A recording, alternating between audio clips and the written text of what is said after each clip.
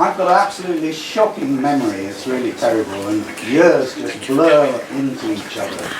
But there's one year I'll never forget to my dying day, and that's 1975, because that was the year I decided to travel around the world and join the hippie trail. I know there's one or two others in this room that also joined the hippie trail, so this is for them. In 1975, I spent 10 months travelling around the world. It was a glorious time. The Khyber Pass, trekking in Nepal, stoned, literally, at Taj Mahal. I think I'm the only person who actually got literally stoned when an Indian threw a stone at me. A volcanic island in Sumatra, homestay in Bali. The cares of consumerism were left behind in a trail of third world adventures.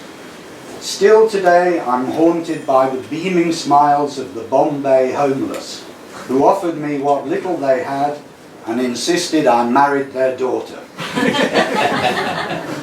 By contrast, the modernity of Japan came as a shock. It was like a science fiction dystopia. Concrete, neon lights, layers of shopping arcades, goods everywhere. Wandering one day in an underground mall about 3 stories underground, I was startled by the sound of chirping.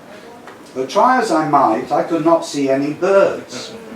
Eventually I realised it was a recording. My first encounter with Japan's special love of nature. I stayed in Nishinomiya, and one hot, sweaty day in summer I made a trip to Kyoto, where in the evening I watched fires being lit on the northern hills. There were excited groups of Japanese on the bridge around me, some of whom I was glad to see were wearing kimono. But it was all over much too quickly and the crowds dispersed. What was that all about? I asked my Nishinomiya friends. It turned out I'd been watching departing spirits. And so that was my first impression of Kyoto, a city of disembodied souls. And to some extent it still is, because this city is full of spirits, literary, animist, ancestral, historical. With a full moon today, we are very close to the other world. Now fast forward a decade to 1986, because I've been told I've only got 5 minutes. I was struggling unsuccessfully in Oxford to make a living when a chance encounter led to a job offer in Kanazawa. I grabbed it. I'd never heard of the place, but then those of us born under a wandering star like to leap before we look. At that time there were so few foreigners that we introduced ourselves when passing in the street. We had Hans Brinkmann to speak to writers in Kyoto last year, and he said the same about Kyoto in the 1950s. Can you imagine stopping and talking to every foreigner you meet nowadays in Kyoto? In a magazine called Kansai Time Out, I read of exciting happenings in Kyoto. There were English language clubs, poetry circles and hiking groups. One item that caught my attention was a monthly gathering called Kyoto Connection, where performances were put on by amateurs of all nationalities in front of some 100 people or more. How many do you think you had? Oh, the most we ever had was 150, I think. 150? That's exactly what I got here. Not at Variet.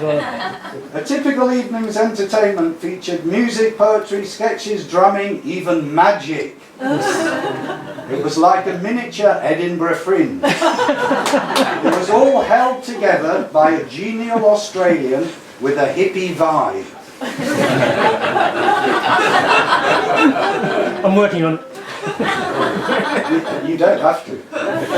The event took place on the last Saturday of the month, and on the following day there was usually a hike with the Kyoto Environmental Exchange. The best I went on started at Kinkakuji, went over Daimonji, carried on the whole way to Biwako. Luckily nobody told me beforehand that we were going to do that. I felt isolated in Kanazawa, famously the most conservative part of Japan, where Mori Soridaijin comes from. Yeah, you're right. So the weekend in Kyoto was like a cultural shot in the arm. In Kanazawa, just about everyone I knew was in a full-time job teaching and on a short-term contract. My Japanese colleagues always asked me, when are you leaving Japan? Don't you want to go home?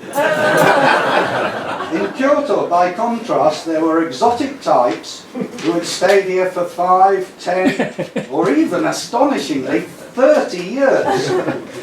Just as astonishing was that many did not work full-time, but were piecing together an irregular living from such occupations as wedding priests. Some were masters of the language, some were masters of the tea ceremony, and some were masters of nothing very much at all. But there were some brilliant masters of calligraphy and painting, as we've seen to such good effect today. And so this was my second impression of Kyoto, an international city of very talented foreigners. How I dreamed of living there. Ladies and gentlemen, my dream came true, and today I'm one of those very strange creatures who has lived here for 30 years. How lucky I am, how lucky we all are.